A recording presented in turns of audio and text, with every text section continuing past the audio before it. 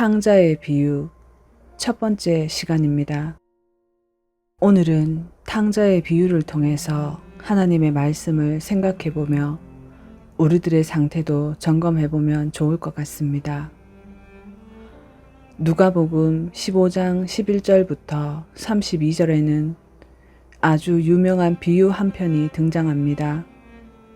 기독교 신자가 아닌 사람들까지도 이 탕자의 이야기를 알고 있습니다. 어떤 사람에게 두 아들이 있다 하시며 예수님께서 말씀을 시작하십니다. 예수님께서는 아버지와 두 아들, 이 세 사람을 주인공으로 복잡하지 않도록 알아듣기 쉽게 복음의 핵심을 전달해 주고 있습니다. 이번 기회에 탕자의 비유를 다시 읽고 성령님께서 우리에게 하나님 아버지의 마음을 더 잘 알 수 있도록 깨닫게 해주시기를 기도하면 좋겠습니다. 이 아버지의 둘째 아들은 유대인 상속법에 아버지가 세상을 떠나야지만 상속받을 수 있는 유산을 살아계신 아버지에게 자신의 몫을 미리 달라며 자식으로 해서는 안 될 그런 폐륜적이며 강도와도 같은 일을 아버지에게 한 것입니다. 누가복음 15장 11절에서 12절입니다. 예수께서 말씀하셨다. 어떤 사람에게 두 아들이 있었는데 그들 중 작은 아들이 아버지에게 말하기를 아버지, 재산 중에서 제게 돌아올 몫을 주십시오 하니 아버지가 살림을 그들에게 나누어 주었다 라고 합니다. 그런데 이 아버지는 거절하거나 책망하지 않고 둘째 아들의 요구대로 유산 상속을 두 아들에게 나누어 주었습니다. 얼마 후 둘째 아들은 유산으로 받은 모든 것을 모아가지고 아버지가 없는 먼 나라로 가게 됩니다. 아버지가 없는 그곳으로 가서 거기서 자신의 생각대로 재산을 사용하며 그 재산을 물 쓰듯이 쓰다 보니 고갈되고 탕진되어 빈털터리가 되고 말았습니다. 여기서 정말 중요한 말씀이 있습니다. 15장 12절 말씀에 재산이라고 하는 말과 살림이라는 말이 나옵니다. 헬라어 원어 성경을 보면 재산을 우시아라고 하며 이 우시아의 뜻은 본질이라는 뜻이며 살림이라고 하는 말은 비오스라고 하여 생명이라는 뜻입니다. 즉 아버지가 자기 살림을 그 아들에게 나누어 주었다라는 것은 하나님께서 하나님의 본질인 생명 비오스를 아들에게 나누어 주셨다라고 말하는 것입니다. 그런데 둘째 아들은 아버지의 그 생명을 분배받아 다른 나라에서 살림살이 즉 생명을 다 탕진하여 죽어간다고 말하는 것입니다. 이 모습은 지금 우리도 마찬가지입니다. 우리도 생명을 육신과 함께 나누어 받았습니다. 이 땅에서 생명살이를 하는 동안 둘째 아들과 같은 입장이라는 것을 기억해야 할 것입니다. 아버지와 함께 하는 일은 생명을 풍성하게 누릴 수 있지만 아버지로부터 멀어지는 사람은 아버지에게서 그 생명을 공급받지 못하기에 생명이 고갈되어 죽게 되는 것을 말해주고 있습니다. 계시록 3장 1절에 이런 말씀이 나옵니다. 살았다는 이름을 가졌으나 실상은 죽은 것이다 라는 이 말처럼 되는 것입니다. 혹여 우리가 주님의 이름을 부르고 주님의 이름을 가졌다고 생각하며 신앙생활을 하고 있지만 하나님의 뜻대로 살고 있는 것인지 점검하며 살아가야 할 것입니다.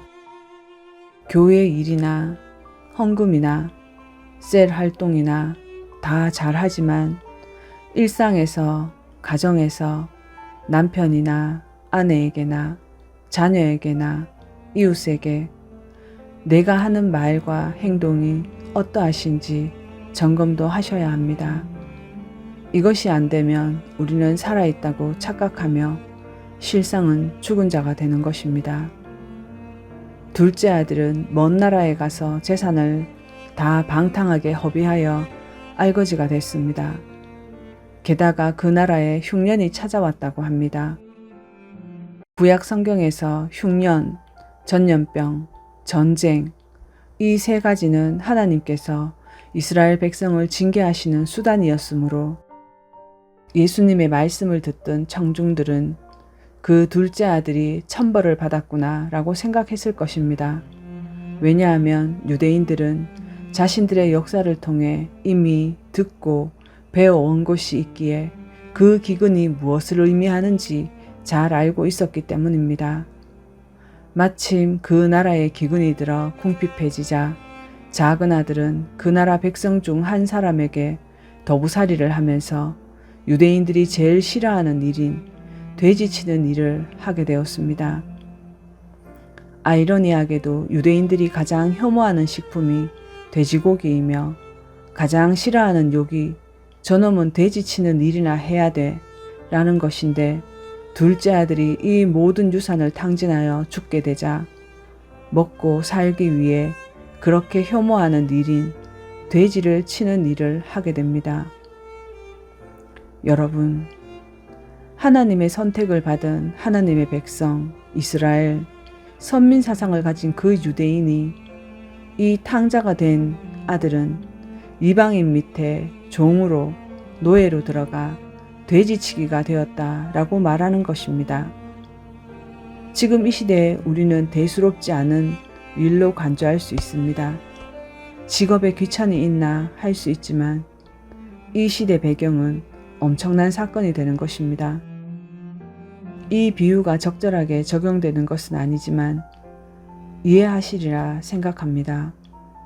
이 시대 최고의 통치권자인 대통령의 자녀가 완전한 알거지가 되어 평범한 농사꾼의 종이 되어 돼지 우리를 치우고 똥을 치우고 너무 배가 고파 돼지의 식량인 쥐염 열매를 먹으려 해도 그것조차도 돼지는 먹지만 그 아들에게 주지 않아 못 먹고 배를 골았다고 하는 이야기입니다. 한마디로 말하면 이 이야기는 더 이상 떨어질 곳이 없는 밑바닥까지 내려갔다라고 얘기를 하는 것입니다. 이렇게 밑바닥까지 도달해서야 둘째 아들은 지나온 시간들을 돌이켜봅니다. 자신이 아버지 집에 거하는 동안 아버지의 품꾼들에게도 자신의 아버지는 먹을 것도 풍족하게 베푸시는 너그럽고 자애로운 분이라는 것을 깨닫고 마음에 결심을 하게 됩니다. 15장 17절에서 19절입니다.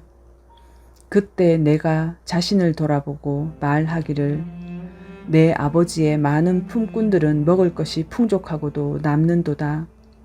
그런데 나는 굶어 죽어가는도다. 이제 내가 일어나서 내 아버지께로 가리라. 그리고 이렇게 말하리니 아버지여, 내가 하늘을 거역하여 아버지 앞에 죄를 지었나이다.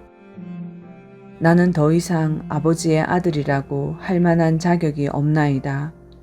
나를 품꾼의 하나로 삼아주소서 하리라 하고, 이렇게 둘째 아들은 진심으로 자신이 무엇을 잘못했음을 깨닫고 뉘우치며 부끄러운 마음이지만 품꾼에게조차도 풍족을 주시는 아버지이시기에 자신을 품꾼으로 삼아주실 것이라 소망하며 집을 향해 갔습니다. 그렇게 가는 동안 여러 가지 많은 생각을 했을 것입니다. 자신이 아버지께 한 말과 행동들, 품꾼으로 받아주실까 하는 생각, 쫓겨나 수치를 당할지 모른다는 온갖 생각이 발걸음을 무겁게 했을 것입니다. 우리가 이 글을 통해서 알아야 하는 것은 성경에서 늘 고아처럼 버려두지 않으시고 라는 말처럼 우리들의 욕심과 이기심으로 잘못된 길로 가더라도 기근과 질병과 전쟁을 수단으로 삼으시는 하나님께서 그러한 것들을 통해서 그렇게 집을 나간 우리를 부르시고 계신다는 것을 잊지 말고 부르심에 얼른 손 털고 일어나 아버지께로 달려와야 한다는 것입니다. 예를 들면 어린 시절 아이들이 하루 종일 바깥에서 놀다 저녁이 되어 어머니가 저녁 준비를 다 하고 밥 먹자 하며 아이들의 이름을 부릅니다. 그 이름이 불려진 아이들은 하나 둘씩 아무리 재미있는 놀이를 하다가도 손을 털고 집으로 돌아가 어머니가 준비한 저녁을 맛있게 먹습니다. 이 시대는 돌아갈 집이 없는 고독한 영적인 고아들이 많이 있습니다. 이름을 불러주는 아버지가 없는 사람들. 사실은 아버지가 없는 것이 아니라 아버지를 모르는 사람들. 안다 하더라도 성경을 통하여 아는 것이 아니라 자신의 생각대로이거나 그릇되이 행한 그리스도인들의 말과 모습 속에서 알고 있는 하나님, 즉 믿는 자들의 잘못된 행동으로 마음이 강팍하여진 사람들은 듣지 않으며 사단의 미혹에 사로잡혀 어두운 곳에서 어떤 상황 속에 천둥이 치고 번개가 쳐도 무엇이 죄인지 모르고 늪같은 죄 속에 빠져 이리저리 서성거리다 멸망으로 떨어집니다. 이런 지경까지 이르렀지만 성경에서 이렇게 말합니다. 사무엘 하 14장 14절입니다.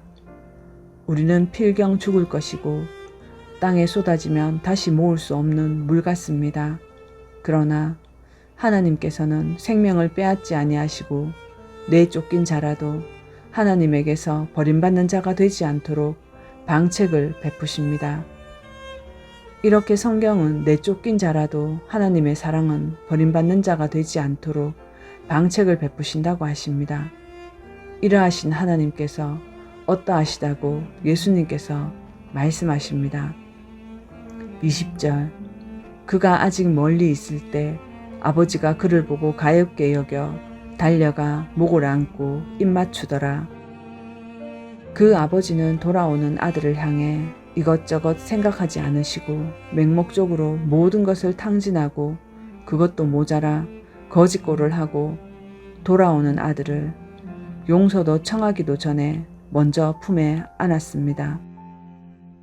이미 그 아들이 깨닫고 돌아서는 그 순간 아버지는 다 알고 계시기 때문입니다. 예수님께서는 이 비유를 통해 하나님의 성품을 너무도 잘 알게 말씀하셨습니다. 둘째 아들은 이 시대로 말하면 불효로 부모를 버리고 가출한 것입니다. 그런데 예수님께서는 가출해서 고생하고 돈 떨어지니 집에 돌아왔다 하지 않으시고 부모가 잃어버렸다가 찾았다라고 말씀하십니다. 분명 잃어버린 것과 가출은 다릅니다. 이 말은 잃어버린 것은 버린 것이 아니기에 하나님께서 반드시 찾아내신다는 뜻이 됩니다. 이 비유 속에 하나님께서는 우리가 하나님께서 주신 생명을 가지고 우리 마음대로 가출하고 살았을지라도 아버지를 제대로 아는 내 아들은 세상 속에서 하나님 아버지의 음성을 마음으로 듣고 자비와 사랑을 깨닫게 되어 자신의 잘못을 뉘우치며 하나님을 찾아온다는 것도 말해주고 있습니다. 이 탕자의 이야기를 통하여 살아가는 동안 아버지와 함께하지 않는 사람의 모습이 어떠하다는 것을 알게 되었으며 아버지와 떨어지지 않기 위해 늘 말씀과 함께 해야 함도 알게 되었습니다. 자기의 생각대로, 마음대로, 감정대로 살던 사람은 정신이 들어 죄를 깨닫게 되었을 때 우리를 부르시는 아버지의 음성과 돌아갈 집이 있다는 것과 하나님은 돌아오는 그 사람을 책망하지 않으시며 아름다운 잔치를 베푸시고 우리를 따뜻하게 영접해 주실 것도 알았습니다. 오늘도 주님은 우리를 향해 말씀하십니다. 인자는 잃어버린 자를 찾아 구원하러 왔다. 언젠가 누구나 이 세상에 살 수 없는 그 상황이 찾아올 날이 있을 것입니다. 그때까지도 방황하거나 깨닫지 못해 아버지께로 돌아오지 않는다면 그것은 멸망입니다. 그러니 이토록 우리를 사랑하는 아버지가 있다는 것이 그리스도인들의 축복이고 기쁨이고 소망이고 생명이 되는 것을 기억하며 살아가야 할 것입니다. 오늘도 말씀을 주신 주님께 감사와 찬양을 올려드립시다. 말씀을 마칩니다.